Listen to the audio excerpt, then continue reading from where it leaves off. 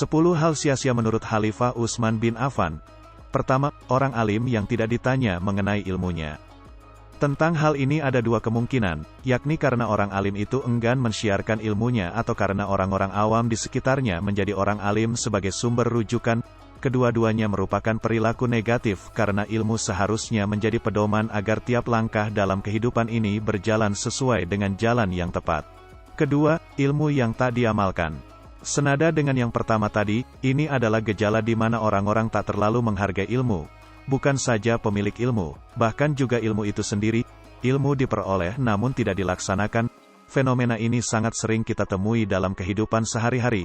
Betapa banyak di antara kita yang mengerti bahwa berbohong adalah dosa, namun di saat yang sama kita melanggarnya. Betapa banyak pejabat yang pintar, ada juga yang masih mau korupsi, dan betapa banyak orang yang mengerti hukum yang terjerat kasus hukum. Semua ini dikarenakan ilmu yang ada dalam diri mereka sia-sia belaka, tak memberi kemanfaatan bagi kebaikan hidup mereka. Ketiga, pendapat yang benar namun ditolak. Islam sangat menganjurkan para pemeluknya untuk bermusyawarah. Ajaran ini didorong oleh ajakan agar manusia terbuka dengan pendapat orang lain. Ketika pendapat itu benar maka harus diakui benar. Kebenaran tidak ada kaitannya dengan siapa yang mengatakannya.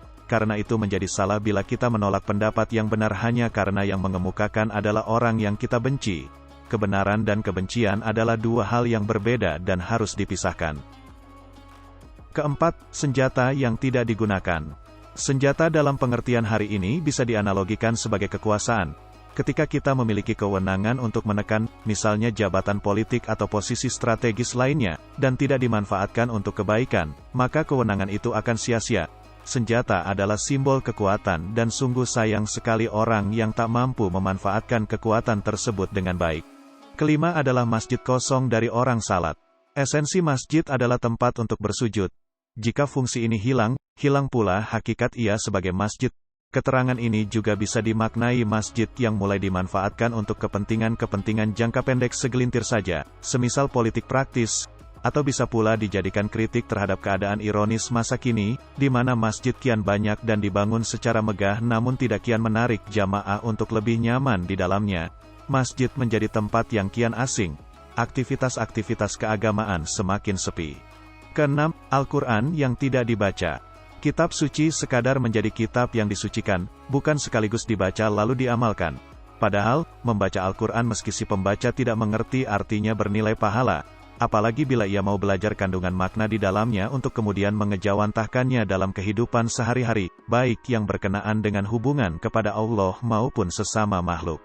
Ketujuh, adalah harta yang tidak diinfakkan.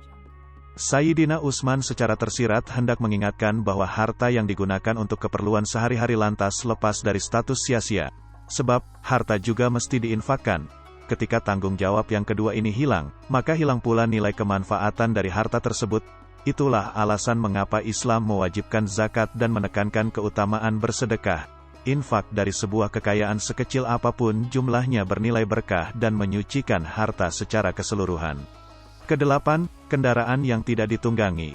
Kendaraan adalah alat untuk menuju tujuan tertentu, karena ia adalah wasilah perantara.